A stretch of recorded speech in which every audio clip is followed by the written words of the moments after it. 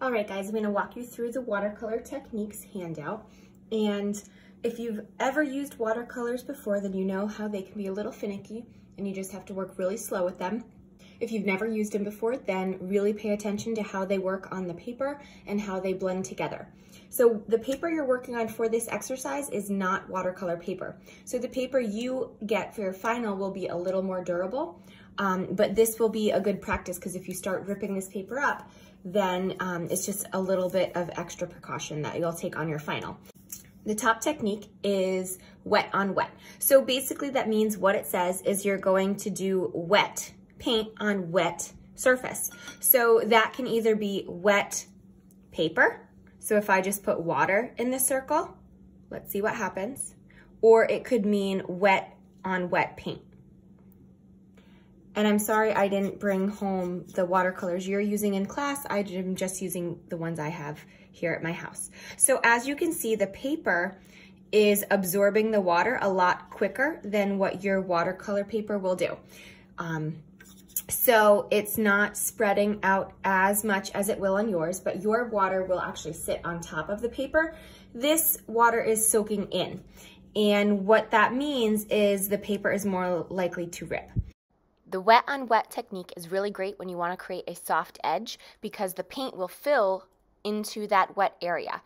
When you add a second color on top, which I will do in just a second, you're going to see how the two colors mix together very softly and it doesn't create a harsh edge like if I were to do wet on dry.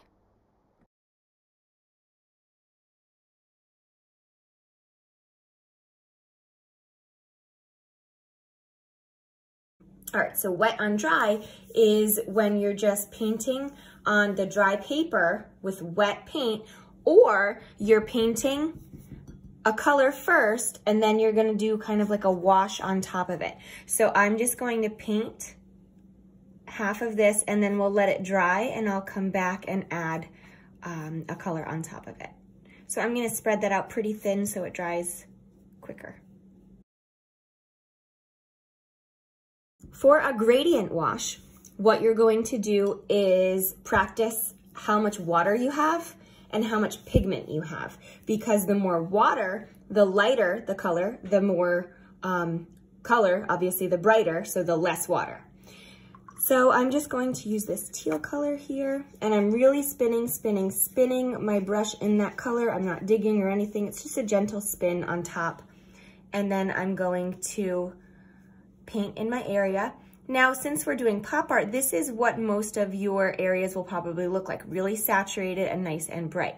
But let me just dip my brush in the water and add a little bit more water. You can see it starts to spread out and get a little more translucent. Now I'm just gonna kind of rinse my brush off.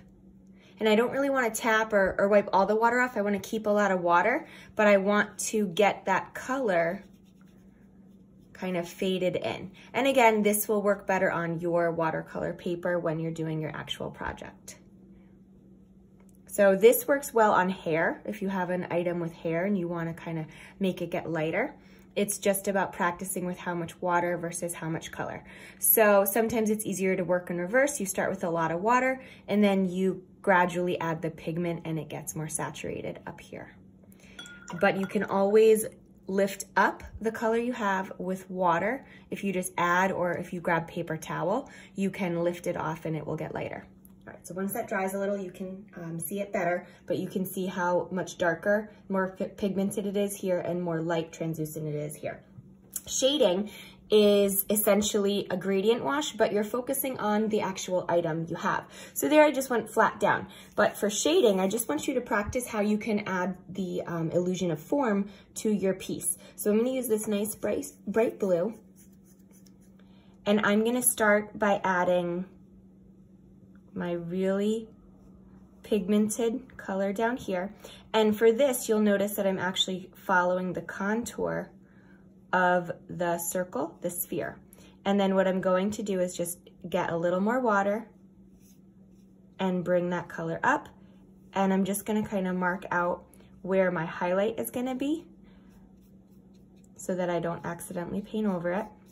And then I'm just gonna focus on blending that color while it's still super wet. And you'll notice I'm going back and forth between water and between the paint. And I'm just trying to get that to be a nice soft edge. And then I'm going to rinse my brush and just kind of mix that color in so it's not so harsh of an area, so it's not so harsh of a separation between. So I'm just gonna have that nice light blue, and then I'm gonna keep working the edge here so that I can blend it in a little softer. So the wet on wet technique will work really nicely there because the color is fanning out into the wetness of the paper. So wet on wet is a really good technique to use when you're trying to shade a little softer. Keep in mind it's okay to go back and forth. Here I'm going back in with some regular pigmented blue to give the sphere a little bit more contrast and kick up the realism. Don't be afraid to use analogous colors. So if I throw a little purple into that, it will kick up the contrast even more. And that was a lot. So I'm just gonna rinse off my brush and layer back. And that will really help the illusion of form there. Just kind of fanning it up. Okay, a flat wash is going to be just that. It's going to be a flat wash of color, whatever color it is, all over your object. Okay, so you want to have one color all the way across, whether that color is going to be super pigmented or maybe it's going to be really light because you have a lot of water on it. It's up to you to decide what that color is, but it's going to be one consistent color all the way across. So I'm just grabbing a really pigmented purple and painting my circle in solid. Okay, so that is that. This is still a little bit wet, so let's go through mixing. You have the lid of your watercolor tray. So that is where you can mix colors. Oftentimes you don't want to mix on your paper because it will get spotty and it won't be perfect throughout. So what you're going to do is use your tray to mix up your colors, and you can start by adding a little bit of water and then choose your colors. So I'm going to do a little purple. And I'm going to add some pink. Let's see what that gives me. Make sure you're always rinsing your brush really nice before you go into that next color, because otherwise you will get traces of the purple into the pink and then it will not work out well for you. All right, so there is my color, and let's just see what that looks like on the paper. So there's the color.